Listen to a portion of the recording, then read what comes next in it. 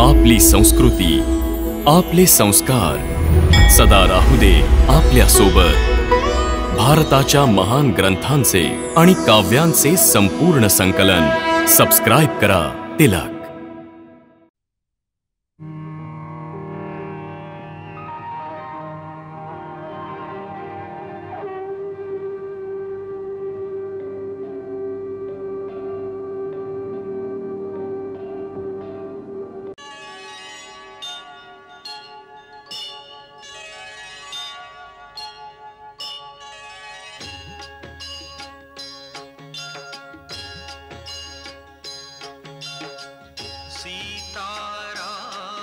चरित अति पावन, मधुर सरस रस किति मन भावन।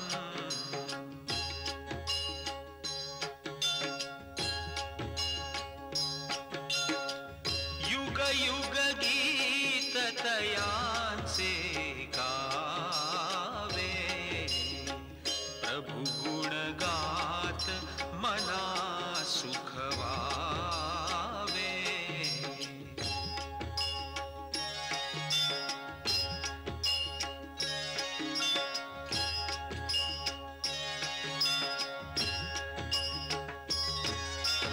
आज मोठ्या परीक्षेची वेळ आली आहे। आज खूप मोठ्या शक्तीशी दोन हात करायचे आहेत। आम्ही गंगा मातेची शपथ घेऊन सांगतो की आम्ही जिवंत असेपर्यंत रामचंद्रांचा शत्रू गंगा पार नाही करू शकणार। गंगेच्या सर्व घाटांना घेरून ठेवा। जंगलातल्या झाडांमध्ये धनुष्यबाण खड्ग उचलून मोर्चा जमवा। गंगा मातेची धवलधारा रक्तानी लाल करून टाकू। भरताच्या सेनेचे अवशेष आज गंगेमध्ये वाहतील। वीरांनो, लक्षात ठेवा, युद्धात मरण तेही गंगेच्या काठावर, आणि तेही प्रभू रामचंद्रांच्या रक्षेसाठी।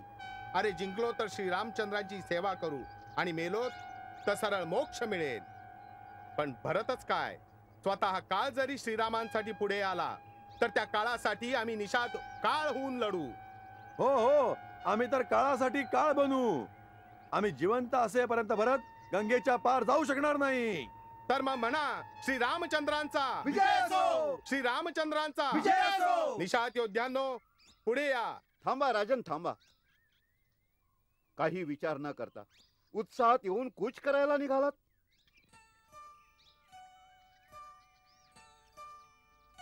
आमची चूक झाली, कारण वेळ थोडा आहे। पण न विचारता कार्यात पश्चातापही करावा लागतो। आमचा शकुन तुमच्या कार्याच्या विरोधात बोलतोय। आधी भरतला भेटा, जाणून घ्या त्याच्या मनात कुठला भाव आहे। आमच्या विचाराने युद्धाची गरजच नाही। तुमचा हा विचार आहे तर आम्ही त्यानुसारच कार्य करू। युद्धात तर कधी कोणाचं भलं झालंच नाहीये। योद्ध्यांनो, तुम्ही सगळ्यांनी जाऊन गंगेच्या काठाला घेरा आणि झाडामध्ये लपून बसा। आम्ही जाऊन भरतजींना भेटतो, रहस्य जाणतो की त्यांचा भाव मित्रत्वाचा आहे का शत्रुत्वाचा। वैर आणि प्रेम लपवता येत नाही। आम्ही संकेत केल्यावर आक्रमण करा, समजलं?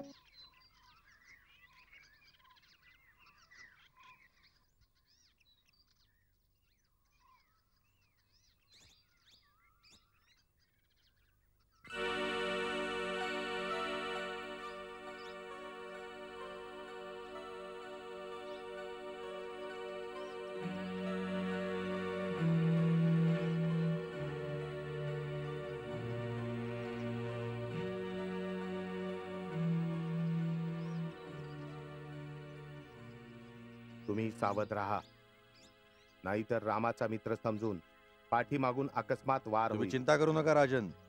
तुमच्याकडे कोणी नजर वर करून पाहिलं तर त्याचे डोळे फोडून टाकू।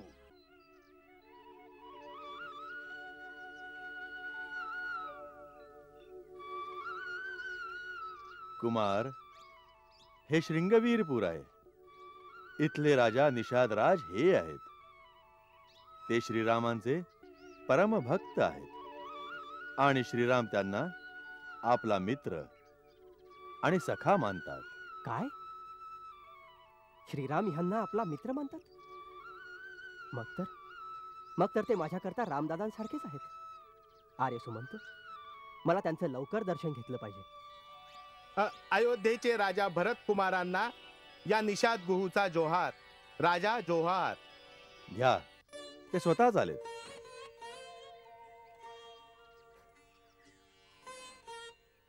जोहार भरत राजा. नाही निषाद राजा, मी रामांच्या अरे रे रे मित्रांचा- रे. अयोध्येच्या राजा, तुम्ही हे काय करताय? दादा तुम्हाला खूप जवळचं मानतात. तुम्ही मला मिठीत घ्या म्हणजे मला असं वाटेल जसं माझ्या रामदादांनीच मला स्पर्श केलाय.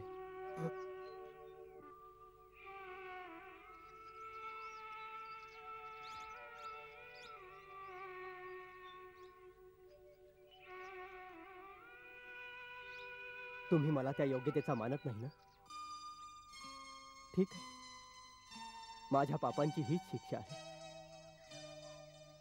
नाही नाही भरत दादा, नाही नाही भरत दादा, आमच्याकडून चूक झाली. आम्ही तुमचे अपराधी आहोत. आमच्या मनात न जाणू काय काय विचार आले तुमच्याबद्दल. भरत दादा, आम्हाला क्षमा करा. आम्ही पापी आहोत. अरे श्रीरामांच्या बंधूंबद्दल आमच्या मनात कसले विचार आले. आम्ही खूप मोठे पापी आहोत, खूप मोठे. आम्हाला क्षमा करा भरत दादा. आम्ही तुम्हाला नाही जाऊ देणार. तुम्ही तर खरोखरच रामाचं दुसरं रूप आहात. अगदी रामदादाप्रमाणेच तुमच्या हृदयात प्रेम आहे. शत्रुघ्न, ह्यांना नमस्कार कर. ह्यांनी रामदादाला सांगितलं तर आपल्याला क्षमा होईल. नाही कुमार, नाही. जोहार मंत्रीजी. श्रीराम खरंच सांगत होते की आमचा भरत खूप महान आहे, हो ना? दादा माझी आठवण काढत होते. हा, खूप खूप आठवण काढत होते. गवताच्या बिछाण्यावर झोपून पूर्ण रात्रभर तुमच्याबद्दलच बोलत होते. गवताच्या बिछाण्यावर? दादा गवताच्या बिछाण्यावर झोपले होते? हो, तो बघा, तो जो वटवृक्षाखाली गवताचा बिछाना आहे ना, त्यावरच प्रभू राम आणि माता सीता संपूर्ण रात्र झोपले.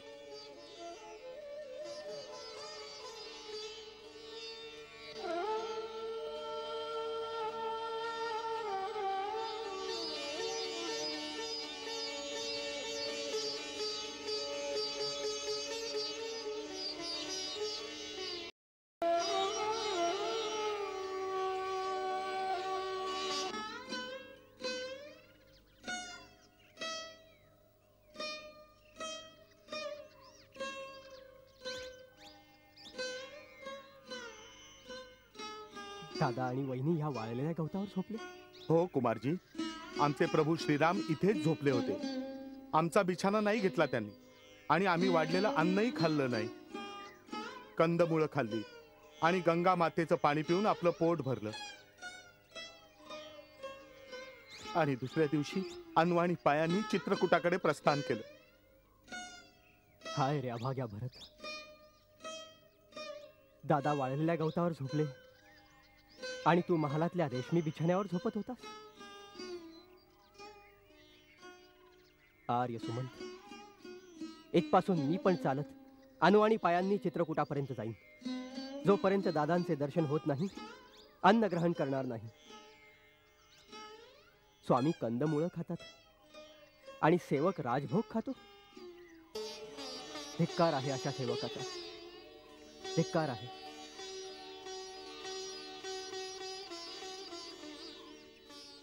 वा भरत वा, तुझ्यासारखा रामभक्त या संसारात दुसरा होणार नाही. आपण भरतासारख्या महात्म्यावर उगीच संशय घेतला.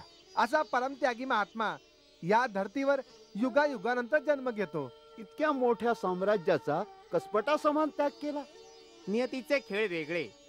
कैकई सारख्या विषारी वेलीवर अमृतासारखं फळ कसं काय लागलं? कैकेयीला कलंक तर लागणारच होता. ती त्या कुबडीच्या नादाला लागून इतक्या मोठ्या अनर्थाची कारण झाली. काय माहिती की विधात्याने आपल्या कुठल्या कार्यसिद्धीसाठी कैकेयीची बुद्धी भ्रष्ट केली. हो, नाहीतर काय. ती आपल्या पुत्राला ओळखत नव्हती की रामावर प्रेम करत नव्हती की पतीचं भलं व्हावं असं वाटत नव्हतं. पण म्हणून तर म्हटलं आहे, ज्याला नियतीला दुःख द्यायचंय त्याची बुद्धी भ्रष्ट करते. आता किती पश्चाताप होतोय बिचारीला. गंगा तीरी खडाऊ त्यागी अनवाणी निघाला वैरागी, रामाच्या चरणी लीन होईन, धर्म सांगे त्यास परत आणि, पुण्य प्रयागाला केले प्रणाम, पोहोचले भारद्वाजांच्या धामा. जे काही झालं त्यात तुझा काहीच दोष नाही. सगळा विधीचा खेळ आहे. तू आपल्या मनातून दुःख काढून टाक. माझ्यामुळे इतका मोठा अनर्थ झाला, त्याचं दुःख मनातून कसं जाईल?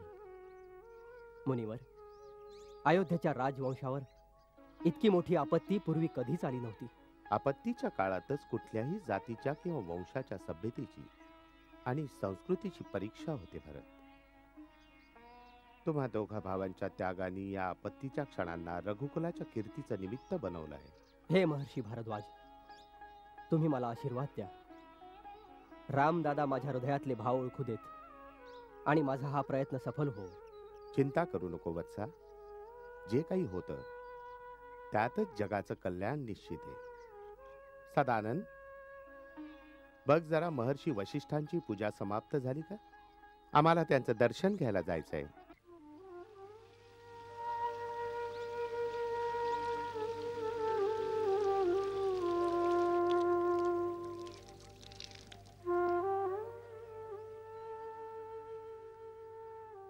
नाथ, आज मी एक विचित्र असं स्वप्न पाहिलंय. ते काय सीते? मी पाहिलं की भरतजी सगळ्यांबरोबर इथे आले. सर्वांची मुख म्लान आणि मन दुःखी वाटत होती. हे स्वप्न तर शुभ वाटत नाही. मला भरताची काळजी वाटते. तो आमच्या विरहात कष्टी होऊ शकतो. वहिनी, मी जंगलातून लाकडं घेऊन येतो. लक्ष्मणा, लवकरच परत ये. आम्ही जरा काळजीत आहोत. सीतेने दुःस्वप्न पाहिले आहे. कसलं स्वप्न वहिनी? हेच की भरत दुःखी आहे. त्याला कसलं दुःख? त्याचा तर आतापर्यंत राज्याभिषेक झाला असेल. राजा बनून आनंदात राहत असेल. तू त्याला ओळखत नाहीस लक्ष्मणा. तो माझ्यावर इतकं प्रेम करतो की त्या वेड्याने राज्याभिषेक पण रडत रडत केला असणार. माता आणि पिताश्रींच्या आज्ञेमुळे हतबल असेल. दादा, तुम्ही सगळ्यांना आपल्यासारखंच साधं आणि सरळ समजता. हा लक्ष्मण लहानपणापासूनच भरताशी भांडत आलाय. त्या दोघांमध्ये आपल्या प्रेमासाठी स्पर्धा आहे ना?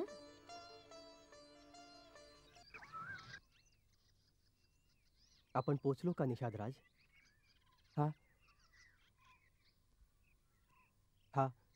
हाच चित्रकूट आहे का? हो. कुठे असेल रामदादाची कुटी? तुम्ही चिंता करू नका कुमार. आम्ही माणूस पाठवलाय. तो आत्ता माहिती काढून आणेल. कुमार कुमार कुमार, मी श्रीरामाची पर्णकुटी शोधून काढली आहे. सापडली? त्यांची झोपडी याच ठिकाणी आहे. त्या तिथे झाडांची गर्दी दिसते ना, ठीक त्याच्या दुसऱ्या बाजूला. ते आता राजकुमार लक्ष्मण आणि देवी सीता याबरोबर तिथे बसलेले आहेत. काय? दादा बसले आहेत? चल गुरुदेव, तुम्ही ही चढण लवकर चढू शकणार नाही. तुम्ही मातांना घेऊन हळूहळू या. बाकी सगळे लोक इथेच विश्रांती घेतील. चला चला.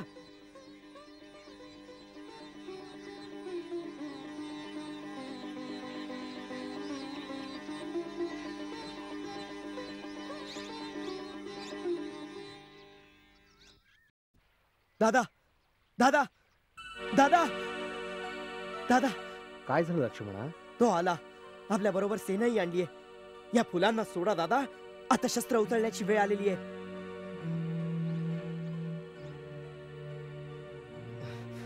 बरं झालं तो स्वतः चालत आला.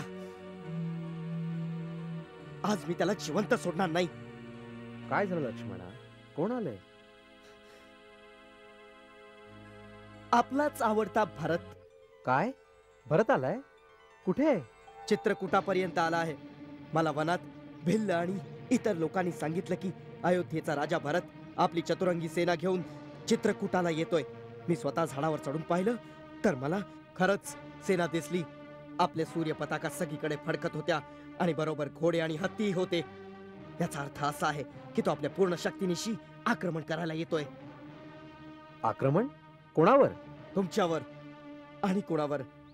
राज्य मिळाल्यावर त्याला राज्य मत सांभाळता आलं नाही. कोणीतरी बुद्धिभ्रष्ट केली की मूर्ख, या राज्यावर तर खरा हक्क श्रीरामांचा आहे आणि श्रीराम प्रजेचे लाडके पण आहेत. एक ना एक दिवस ही प्रजा तुझ्याकडून राज्य खेचून घेऊन श्रीरामांना देईल. बस त्याने विचार केला असेल की यावेळी दोन्ही भाऊ असहाय्य अवस्थेत एकटे आहेत. दोघांचा शेवट करून आपल्याला व्यवस्थित राज्य करता येईल. त्याला माहित नाही की लक्ष्मण अजून जिवंत आहे. काय विचित्र बोलतेस लक्ष्मणा. भरताच्या मनात असं कपट येऊच शकत नाही. का का नाही कपटी होऊ शकत? ज्याच्या मातेची बुद्धी इतकी कपटी आहे त्याच्या पुत्राची बुद्धी का नाही कपटी होऊ शकत? जर त्याच्या हृदयात कपट नसतं तर आपल्या बरोबर हत्ती घोडे आणि सैन्य घेऊन नसता आला. दादा, भरत तुमच्या नजरेत साधू पुरुष असू शकतो, पण राज्यपद मिळाल्यानंतर राजमत कोणाला सहन होत नाही. अरे मानवच काय, पण इंद्रासारखे देव सुद्धा राज्यमताच्या उन्मादात चूर होऊन उचित आणि अनुचित विसरून जातात. आज राज्यशक्तीच्या धुंदीने भरतला आंधळ केलाय. तो तो तुम्हाला असहाय्य आणि असमर्थ समजून तुमची हत्या करायला आलाय. नाही लक्ष्मणा, नाही. तुम्हाला माझी शपथ आहे दादा. आज मला नका थांबवू. मी तुमच्या पायांची शपथ घेऊन सांगतो, जर मी क्षत्रिय कुळात जन्माला आलो असेन आणि मी खरा रघुवंशी असेन तर आज दोघंही रणक्षेत्रात माझ्या हाताने मारले जातील. ज्या पद्धतीने एक सिंह हरणांच्या टोळीला नष्ट करून टाकतो त्याच पद्धतीने मी त्याच्या चतुरंगी सेनेचा नाश करून टाकेन. तरच माझ्या या धनुष्याचा ताण सार्थकी लागेल. दादा, जरी आज भगवान शंकर त्याच्या मदतीला आले ना तरी तुमची शपथ घेऊन सांगतो, मी भरत जिवंत ठेवणार नाही. हा लक्ष्मण.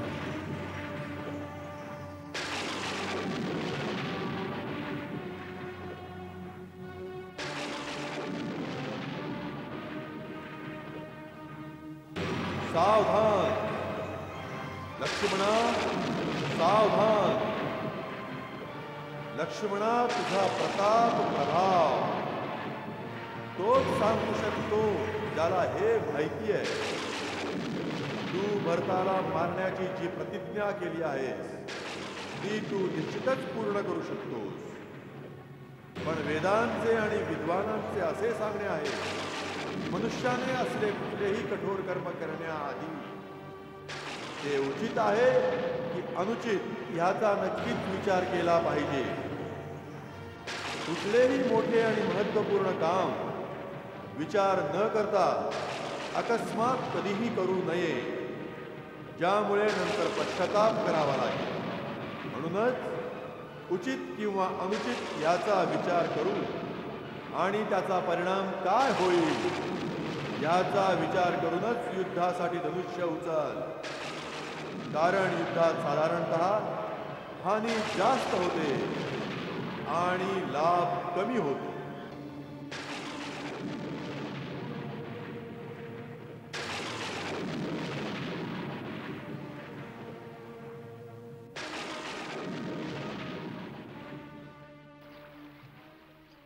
लक्ष्मणा, ही आकाशवाणी ऐकलीस? जे उचित आणि अनुचित याचा विचार न करता कुठलेही काम अविचाराने करतात त्यांना पुढे पश्चाताप होतो. मला तुझ्या वीरतेबद्दल आणि पराक्रमाबद्दल यत्किंचितही संदेह नाही. तू क्रोधाच्या आवेगात भरताला नक्कीच मारू शकशील, पण जेव्हा तुला समजेल की भरतावर तुझा संदेह चुकीचा होता तेव्हा तू त्याला पुनश्च जिवंत करू शकशील. पण दादा, जे डोळ्यांनी दिसतं त्याला तुम्ही संदेह म्हणता? कधी कधी डोळ्यांनी पाहिलेलंही सत्य नसतं.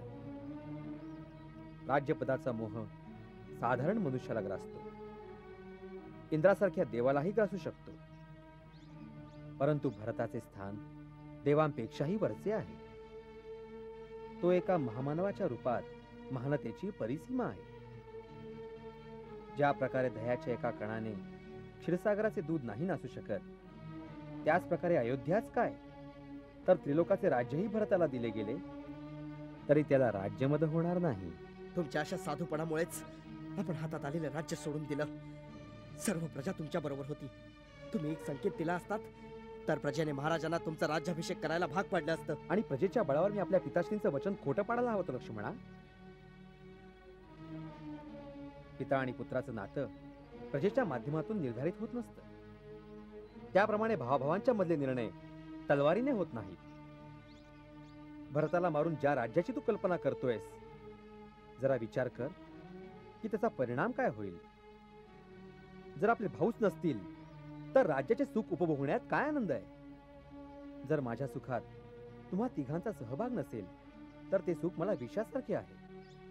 आणि जर तुला राज्याची लालसा असेल तर मी तुझी शपथ घेऊन सांगतो लक्ष्मणा की माझ्या एका आज्ञेने भरत ते राज्य तुला देऊन टाकेल. नाही दादा, नाही. मला राज्याची अभिलाषा नाही. पण जर खरंच भरताच्या मनात पाप असेल तर, जर त्याने प्रहार केला तर त्यालाच प्रहार करू दे. तो आपला राजा आहे. आपण आपल्या राजासमोर शस्त्र उचलायचे नाही. दादा दादा दादा दादा मी तुमच्या चरणाशी आलो आहे. दादा मी तुमच्या चरणाशी आलो आहे.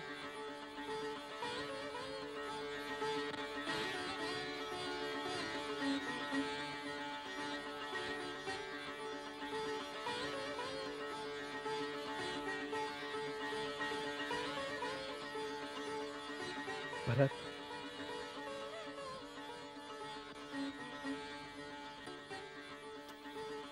भरता, भरता, माझ्या भावा. नाही दादा, ज्या पापी माणसामुळे आपली ही दशा झाली आहे त्याला भाऊ म्हणू नका. मी आता त्याचा अधिकारी नाहीये. मंगल भाव मनात जपोनी दशरथ राज आनंदे मनोमानी.